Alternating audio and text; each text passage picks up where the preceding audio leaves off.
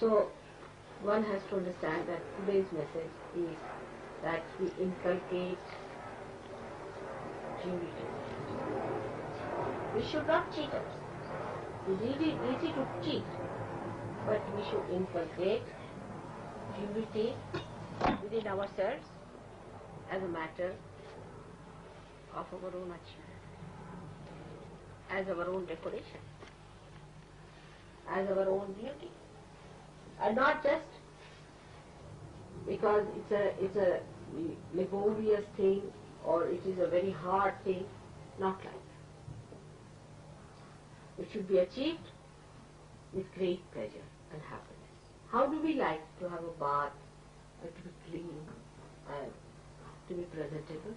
In the same way, we should try to clean our thoughts. Just by paying attention to them, you can clean them. Thoughts must be made clean. First of all, why have thoughts at all? But even if you have clean and pure thoughts, even if you have to have, don't have thoughts full of arrogance, aggression, or of fear. Some people think that if you have thoughts of fear, it's a very good thing. Oh, I'm frightened. I am afraid. It's impurity. Why should you be afraid? That means you're left with these kinds. There's no need to have any fear of any kind. No need to have any fear of any kind. If you have to have fear, that means there's something wrong with you. If you believe that God is above all, you are a realized soul, and that God is going to look after you, that He is your Father, and that He has opened His gates to you, what is there to be afraid of? Many people think that way, that if you have the fears, you are humble. Humility is different from a frightened person. It's absolutely a different thing. It has nothing to do with humility. So, to be humble is different, and to be frightened is different. For sahajayogis, it is very easy to find out through their vibratory awareness what is fear and what is humility. Because humility will give you vibrations and fear will catch all your wrecks out.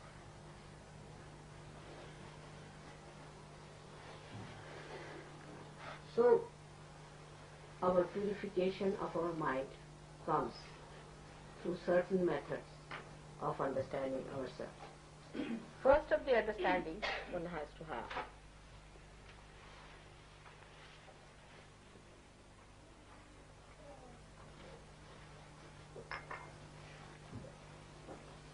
that we are born in a family, born in a society, born in a so-called religious sect or whatever. So all these fixations have put into us certain amount of impurity, which may give us ego, superego, anything it might be. So to keep it pure and simple is take to water element as much as you can. It helps both. It helps ego, it helps spirit. Take to water element.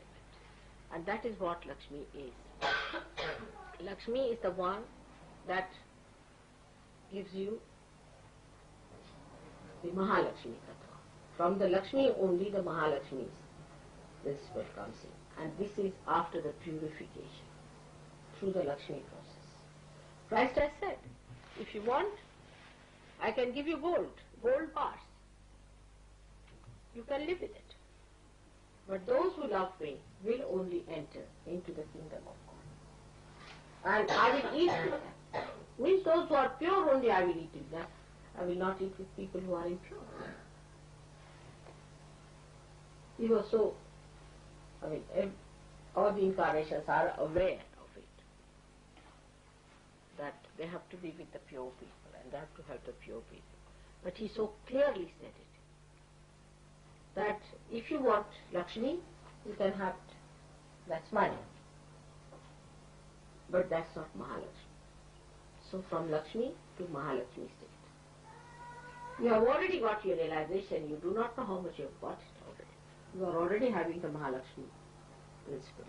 And what is the Mahalakshmi principle? That's the point. Can I ask this question?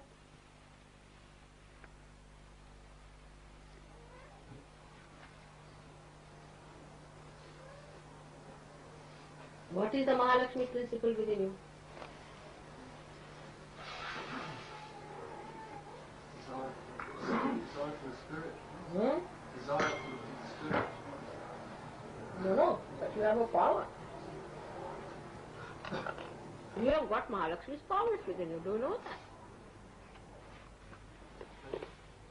Pleasure it gives you. Pleasure it gives you. The what? Pleasure it gives you. The pleasure? Yes. No. It's the power of giving realization. Go ahead, sit. You should know. Pleasure is not a power. Pleasure is what you are enjoying. But if you have a power of Mahalakshmi. Huh? What's that? It's just the sustaining power. That's no power.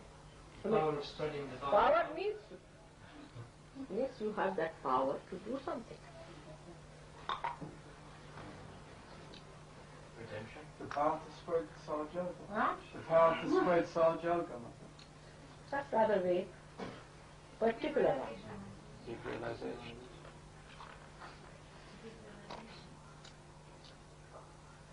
To evolve. Huh? To evolve. Is it? To evolve. But to evolve is your own. Power is what you do to others. The whole thing I told you just now is to purify.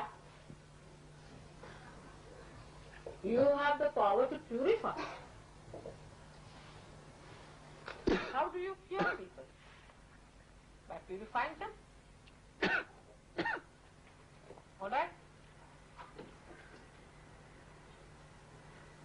Now just think how you purify others. By talking to others, you can purify them. By touching others, you can purify them. By looking at them, you can purify them. One person who is a realized soul purifies the whole atmosphere. Your atmosphere is purified. Since I have come, it has been warm enough. You purify everything. You purify this light. Do you notice that? You awaken the light.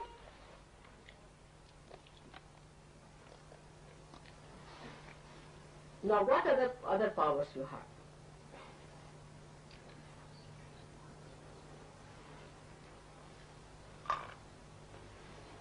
Raise Kundalini. Raise Kundalini. That's a vague thing. See, Kundalini is many powers, many-folded. You purify yourself. Others and yourself. Or some more powers are there. Now come here. Let's have it. You all have those powers and you are not aware of them. This is the best part of it. Now, let's have it. The power to arrange time to suit your mother. What's this?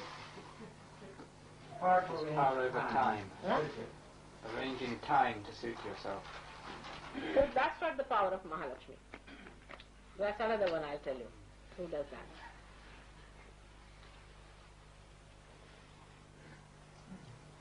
Balance. Huh? Balance. To keep equal the super party. What is it? So it gives a balance between ego and superego. No, that's true. That is one of them. But that is Guru power. That is the Guru's power. Balance comes from Guru. You see, Mahalakshmi is water. So now you tell me. To cleanse.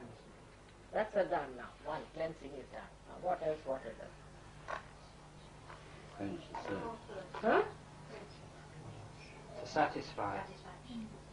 Now coming to the thought. It quenches the thirst, the spiritual thirst. You can quench the spiritual thirst of people. Tremendous power.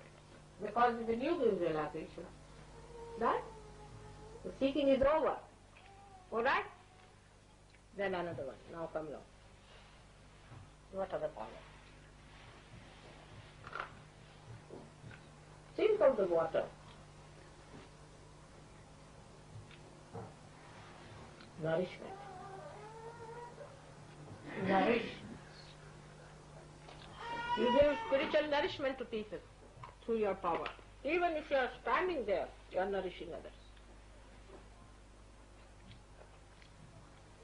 Then it's a solvent. You dissolve their ego, you dissolve their super ego. All these powers are your own now after realization. Just think of it. What else? Divinity. Huh? Divinity. Divinity. But that's very vague, because divinity is how to relate it with water people won't understand. So let us put it the other way around. What is it? To cool down emotions. What? To cool down emotions and consciousness. You become a cool down person. Very good. Very good. You become cool. Cool person. You have a cooling effect. Very good. What else? You can carry others. Huh? You can carry others. With you. You can very gently. And also drown some of them.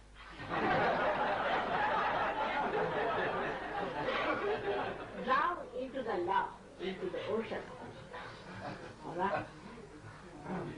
But you can also push them with 2 running jumps, alright? That also can be done. It has another very great quality, that water permeates into the smallest particle. It goes to the roots and it's sucked through the roots. So Mahalakshmi power, you just see the roots of a person, you just know where the problem comes from. Jump. Actually it is the awareness, it's the intelligence is the truth part of it, which gets enlightened. And you understand that now where is the problem, and you just go near the root and you are sucked through. You can be easily sucked through. You permeate. You see, when you are sitting near a person and you tell me, Mother, this is catching at the back, the person doesn't know. You have permeated, your personality is permeated into that person. He doesn't know. You are permeated into that person. And you are feeling the roots. See, where is the problem? The water is flowing into that being. The divine water is flowing into that being. And the obstruction is felt through that divine water. And you can say that this is catching, that is catching. So the permeating. And the another one is the glistening of the water. Water is glistening, so your skin starts glistening. Your skin becomes very radiant. And the last of all is the reflection. A person who sees you, sees his own reflection, he gets frightened. With me it happens sometimes. And I don't mean anything bad to anyone, but people are unnecessarily frightened of me because they see their reflection. So when they meet you, they see their reflection, they can be very aggressive because they see their reflection. They can be very hard on you because they see their reflection.